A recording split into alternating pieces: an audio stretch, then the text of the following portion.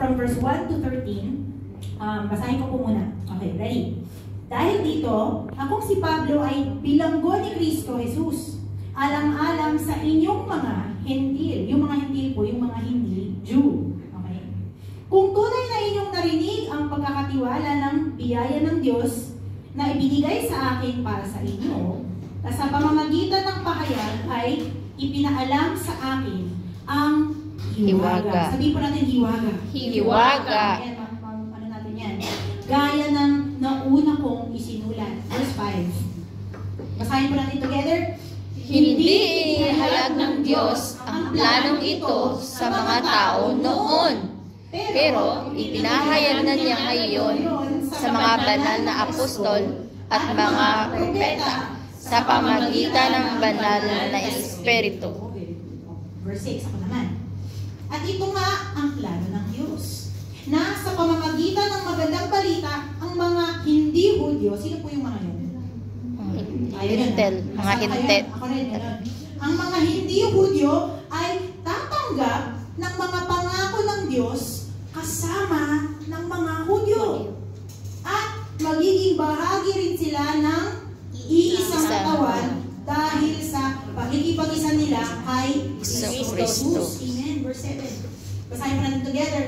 Dahil sa biyaya ng Diyos, naging tagapagmangaral ako ng magandang balita sa pamamagitan ng kapangyarihan niya. Kahit ako ang pinakamahal sa lahat ng mga mananampalataya, pinagkaloob pa rin sa akin ng Diyos ang pribilehiyong ipangaral sa mga hindi Hudyo ang hindi masukat na biyayang galing kay Kristo, at ipinaliwanag sa lahat kung paano maisa sa katuparan ng plano ng Diyos. Hindi po nakita pero nandun na po yung word na hindi ko basa. Pribilehiyo. Ayan, nabasa na natin. Sunod. Noong unay, inilihim ito ng Diyos na lumikha ng lahat ng bagay. Para sa pamamagitan ng iglesia, sino po yung iglesia?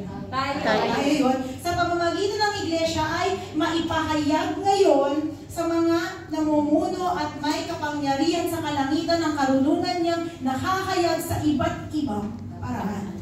Ito na ang plano niya sa simula pa lang. At natupad niya ito sa pamamagitan ni Kristo Jesus na Panginoon natin. Verse 12, sama-sama po tayo.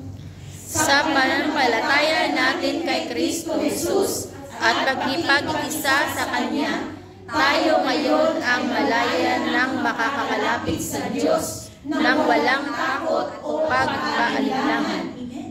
Kaya huwag sana kayo manghinaan ng loob dahil sa mga paghihirap na dinaranas ko, dahil para ito sa ikabubuti ninyo. Let's pray po muna.